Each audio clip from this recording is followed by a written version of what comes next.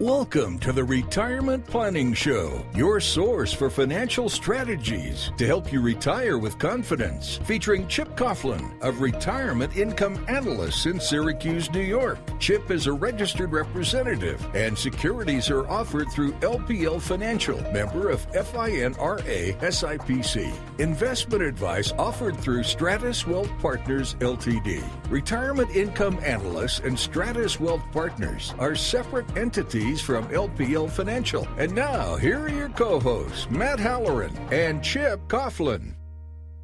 Welcome to the Retirement Planning Show. In the next few episodes, we're going to take the class that Chip Coughlin teaches at local universities, and we're going to take that to all of you, our listeners, and the masses. We're going to find out more about the class, what you teach, why you teach it, and begin to educate the audience on retirement planning today. Good day, Chip. How are you?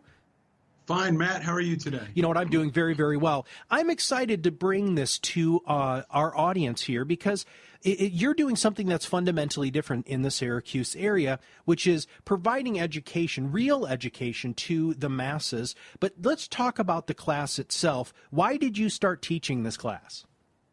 Well, as many clients came to see me, we found that there was a great lack of knowledge about the retirement planning issues. Yes, they all might put into their 401ks or 403bs, but there's many more facets of a successful retirement, and they were lacking. So we were looking around and saying, what is the best way to educate the population where we can give them a very comprehensive view of retirement planning? And this is what we came up with. So when people leave, do they have a retirement plan? What is the class about specifically? Well, the class is broken up into 2 nights, and each night is a little bit different from the other.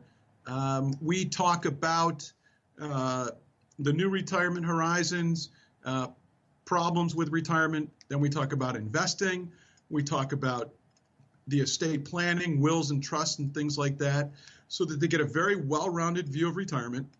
And it gives them some homework. Everybody who leaves my class leaves with a binder with a great deal of information so that they can start to craft a retirement plan on their own, or many times they come to see me to help move that along and add my expertise to what they're trying to do.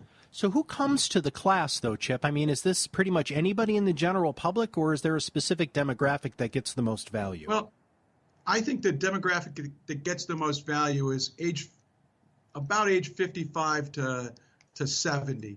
And the reason is the retirement issues right then are becoming critical.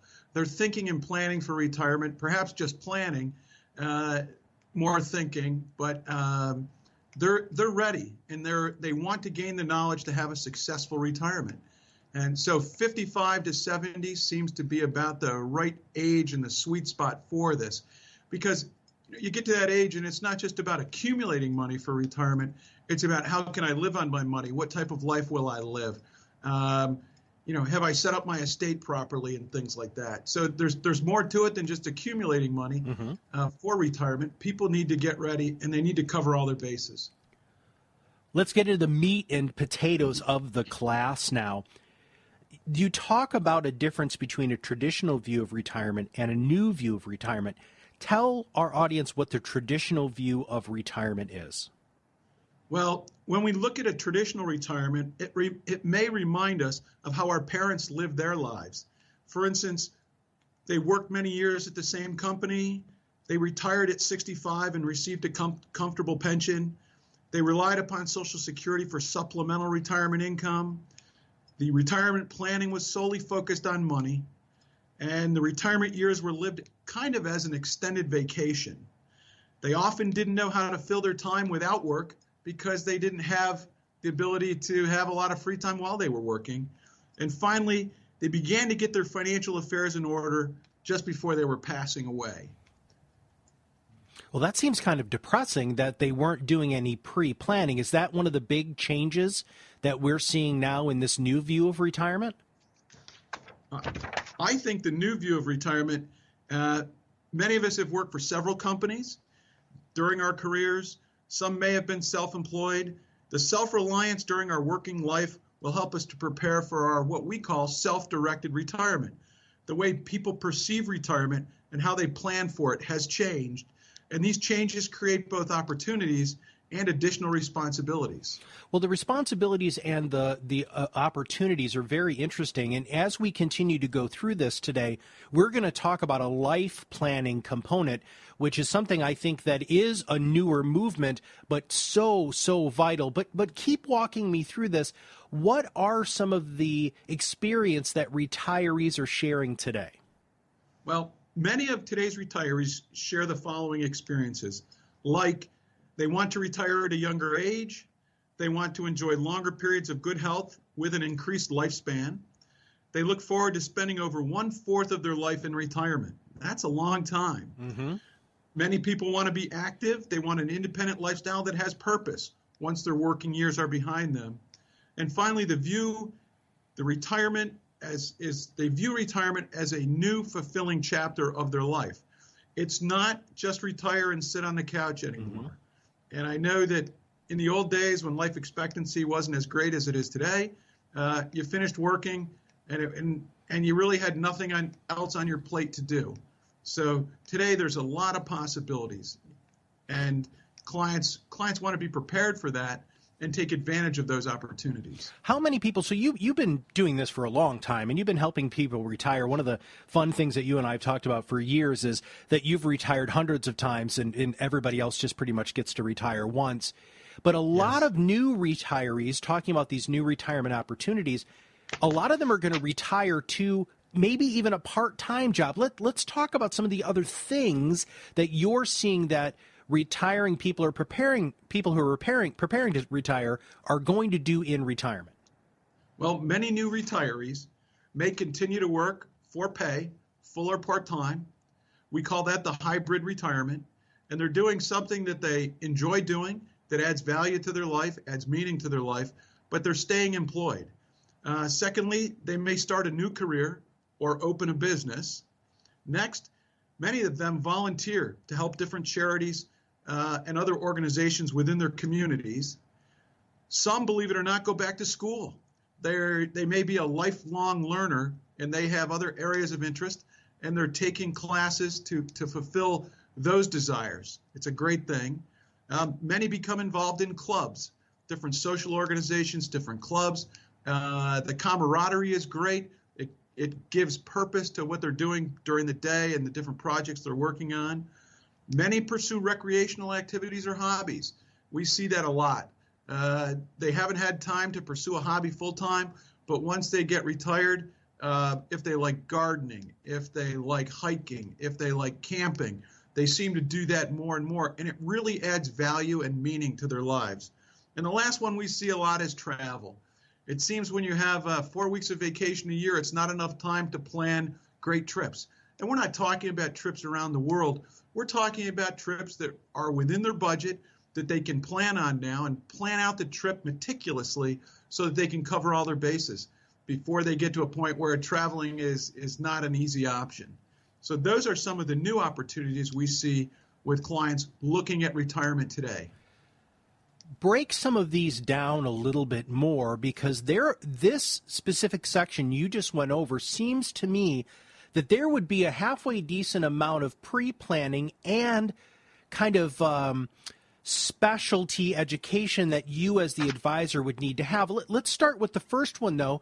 So I'm retiring, but I'm still going to be working. How do you, as Chip Coughlin, how do you guys do that from a retirement income analyst sort of perspective? Well, many times, if they desire to keep working, the question I often ask is, do you like what you're doing right now? Because your best wage is always doing something that's in your specialty.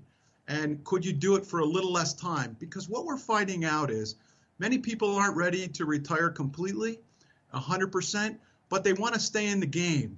So if they could have a little more free time, and that's the key, a little more free time to pursue some other activities, they can still earn a pretty good wage along the way. And what that does is it takes the pressure off their retirement accounts, because perhaps they're not putting money away for retirement, but they're not having to dig into the retirement to fund lifestyle needs.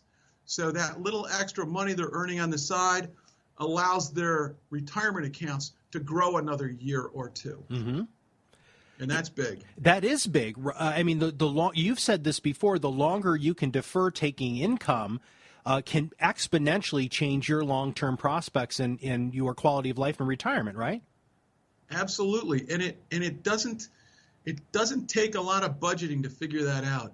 Because when you sit down and you say, hey, I could work 3 days a week instead of 5, that gives me a 4-day weekend every week. We can plan day trips and long weekend trips and things like that, but I'm still getting paid a pretty good wage at my job. Mm-hmm. Now, if they want to go off in a different direction, if they want to work in a completely different area on a part-time basis, we look at what they could earn and how that would impact their lifestyle. Mm-hmm. And if they can earn enough money and we can stay away from tapping into their retirement accounts and things like that, that's a real plus. And the idea is let that money season another year or two, and it could be substantially larger. Well, let's talk about volunteering. So as a professional, when I volunteer, especially when I give away my professional services, I can write that off on my taxes. Does that happen with some of your, let's say a physician or an attorney that you've worked with and they end up retiring from private practice, but they start doing things within the public? Are they able to write any of that time off from a tax perspective? I don't think they'd write it off their time, but they may write off their expenses. Aha. Again, that's a great question for your accountant. But I will tell you, my clients that have been physicians that have retired, and they go back and they're working in different volunteer capacity at different organizations, it's not the write-off that counts the most. It's the emotional support they're giving to people and getting in return. That's awesome. And yeah. It is. It really is. It's a great investment in your community, and that's tough to quantify in dollars and cents. Sure. Travel is something I have heard from people who are retirement age that I personally know, and they're so excited about being able to do that. And one of them actually just did one of those Viking river cruises, which I know are yes. rather pricey. But the only reason they were able to do it is because they sat down with their advisor, just like you, and planned and budgeted for it. They couldn't do it as fast as they wanted to because they had some other things that they were going to have expenditures on. But that's the key of planning. When you're sitting down with somebody like you and you say, hey, I want to travel Europe for a month, Chip, when can I do that? How often are you having those conversations? We have those conversations quite often. And we look at the client's financial situation, but we ask them the questions. What do you want to do? What's important to you? What's on your bucket list, if you will? And if they said, hey, I want to travel in Europe for an extended period of time, I ask them to do some pre-planning and find out what they think that might cost. And I'll tell you, the planning for the trip is very engaging. If they buy in, if the husband and the wife buy into it, it's almost like they're on the trip. They're doing the research, they're figuring out the costs and things like that. And then we back that into their budget because I want them to take a guilt-free vacation. And what I mean by that is we're going to have the money. We're not going to put it on our credit card. We're not going to pay for it for the next 2 years after we take the trip. We want to have it paid on the front end.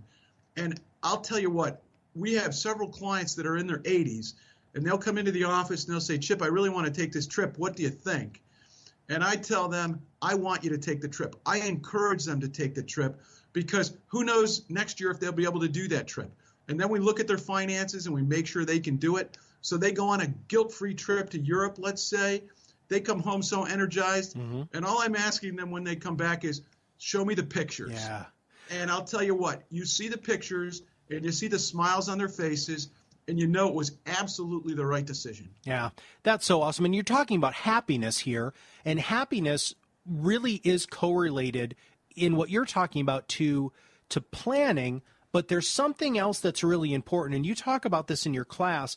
When you're talking about happiness and satisfaction during retirement, what are some of the key points there? Well, your happiness and satisfaction during retirement often depend on two areas. One is your ability to plan for retirement in advance, okay?